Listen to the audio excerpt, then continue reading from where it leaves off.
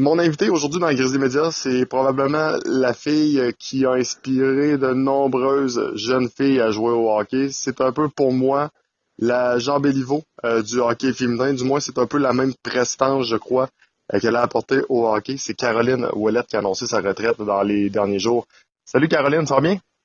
Bonjour, ça va très bien, merci. Caroline, est-ce que ça a été dur de dire j'accroche mes patins? J'imagine que oui, même si tu vas rester dans le monde du hockey, tu passes à une autre étape carrément, là.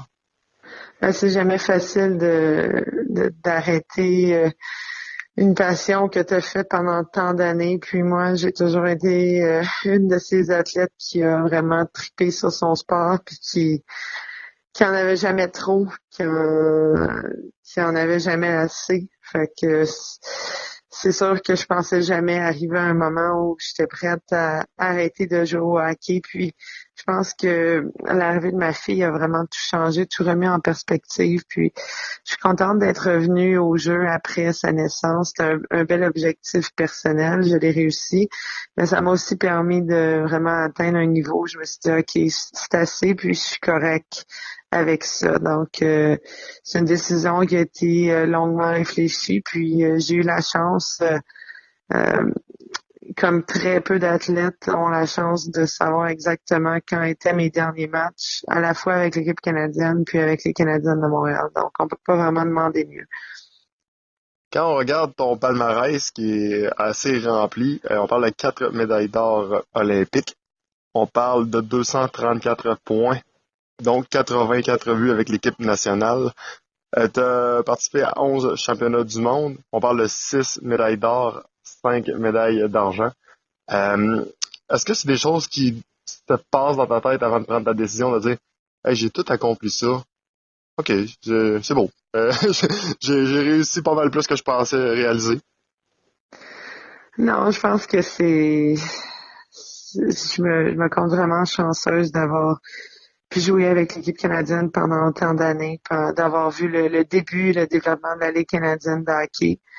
Honnêtement, je me compte vraiment chanceuse. Mon idole de jeunesse, France Saint-Louis, elle est arrivée à une époque où le hockey féminin débutait, puis elle a fait seulement un Jeux olympiques, puis elle aussi, ça aurait été une femme, une athlète d'exception qui aurait joué 3, 4, 5 Jeux olympiques parce qu'elle était dans une forme extraordinaire, puis elle avait la même passion pour le hockey. Donc, je pense que quand je regarde ça, j'aurais pas pu être plus privilégiée. Puis pour moi, c'est arrivé à une époque où c'était le temps de vraiment plus me concentrer sur ma petite famille, puis aussi mon rôle d'entraîneur, qui, je l'espère, va m'amener à retourner à l'équipe canadienne. C'est mon objectif, c'est mon rêve.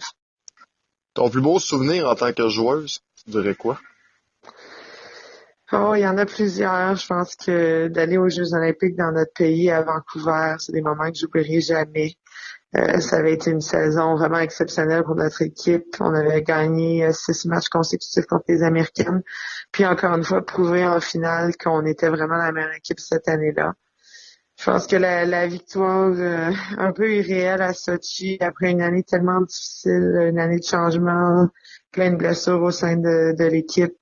Euh, une victoire où je pense dans le monde sportif, les gens vont se rappeler pas mal toute leur vie où ils étaient lors du but magique et gagnant de Marie-Philippe Poulin. Ça aussi, c'est quelque chose qui est très spécial. Finalement, je dois parler de ma dernière Coupe Clarkson qui a été gagnée. Je venais d'apprendre que j'étais enceinte de ma fille Liv, puis d'avoir annoncé à mes coéquipières qui sont vraiment comme des amis avec qui j'ai joué pendant des années, qu'on avait gagné la Coupe avec trop de joueuses sur la glace. Ça avait vraiment été un moment très spécial pour moi. Il y a une question que je me suis toujours posée, puis je sais que c'est pas de mes affaires, c'est pas les affaires de personne, mais n'empêche, je pense qu'on est quand même plusieurs à s'avoir posé cette question-là. Euh, Faire un bébé avec qui est celle qui est ta conjointe, qui est également, qui a été pendant plusieurs années ta plus grande rivale, étant la capitaine de l'équipe américaine, Julie Chu. Là, la vraie question, c'est qui c'est qui mène dans le couple? Je dois t'avouer qu'on a les deux de très forts caractères. Euh, mais je pense que on rit souvent en se disant on fait du bon hockey ensemble, on coach ensemble à l'Université Concordia, puis elle me challenge, je la challenge, des fois on se chicane, mais moi je respecte que c'est elle l'entraîneur-chef dans cette situation-là, puis la majorité du temps elle a raison avec ses instincts d'entraîneur, mais c'est ma meilleure amie, c'est la personne avec qui je veux tout faire, puis ça a été tellement présent, une superbe aventure d'avoir un enfant ensemble. Puis on relève ces beaux défis-là tellement bien. Puis c'est vraiment la chose la plus merveilleuse de faire tout ça avec ta meilleure amie. Si j'étais un écrivain, j'appellerais probablement votre histoire l'amour du hockey, parce que malgré la rivalité, je pense que l'amour du hockey était beaucoup plus fort que le reste. Est-ce que l'enfant, lui, jouera au hockey plus tard? C'est drôle parce que là, elle a commencé à ramper, puis souvent, la grippe, on a un mini bâton CCM qui nous a été donné, dont il y a son nom dessus, ça dit livre, il y a un petit drapeau du Canada puis des États-Unis. Puis là, elle commence à l'agripper puis à le frapper un peu partout, là. J'espère que ça sera pas le goon de l'équipe, mais c'est sûr que on a déjà passé tellement de temps à l'aréna avec elle, comme joueuse puis comme entraîneur, que on aimerait ça qu'elle aime ça. On aimerait ça qu'elle trouve un sport qu'elle va aimer au même titre que nous, on a aimé le hockey. Je pense qu'on connaît les bienfaits que le sport et l'activité physique peut apporter, non seulement pour la santé physique, mais toutes les qualités qu'on apprend à travers le sport. Donc, ce serait le fun qu'elle trouve une passion dans le sport ou dans un autre domaine. Je reviens sur ton rôle d'entraîneuse. Comment tu crois que tu vas t'adapter le plus facilement? Parce que t'as pas seulement le poste avec les Canadiennes, t'as également le poste avec l'équipe de Concordia. C'est quoi la différence de travailler, exemple, avec tes anciennes coéquipières de quelques mois à peine et travailler avec des plus jeunes qui sont la relève de demain? Ben, je pense que ce groupe-là, ça se ressemble quand même beaucoup. Les filles à l'Université Concordia, c'est quand même des jeunes adultes. Donc, je pense qu'on peut quand même les approcher de la même façon. C'est des jeunes femmes qui sont quand même matures. Avec les Canadiennes, je pense que j'ai eu la chance d'avoir toujours une bonne relation avec toutes mes coéquipières. Fait que la transition est quand même facile. J'étais une fille qui travaillait fort, qui menait par l'intensité de mon jeu. Donc, de demander la même chose, c'est plus facile dans ce cas-là. Où j'ai des défis d'entraîneur, souvent c'est avec mes jeunes Pee-Wee que je suis fière d'amener au tournoi Pee-Wee de Québec annuellement. Ça, c'est un groupe où on doit vraiment adapter la façon dont on coach, être plus patiente, aller plus dans les détails, parce que souvent, ils ont été très peu coachés sur les tactiques de hockey, mais ça va bien au-delà de là. C'est notre habileté d'apprendre à connaître nos joueuses, à trouver ce qui fonctionne pour elles, quel genre de message, quel genre d'approche. Puis surtout pour elles, leur donner confiance pour qu'elles se sentent que rien peut les arrêter. Puis ça, c'est toujours un beau défi pour moi. Caroline Ouellet, ça donne combien de temps pour réussir son objectif d'être entraîneuse aux Jeux olympiques? Ah, c'est une excellente question, Gabrielle. Je pense qu'il n'y a pas de temps. Puis la priorité pour moi, c'est vraiment ma petite famille.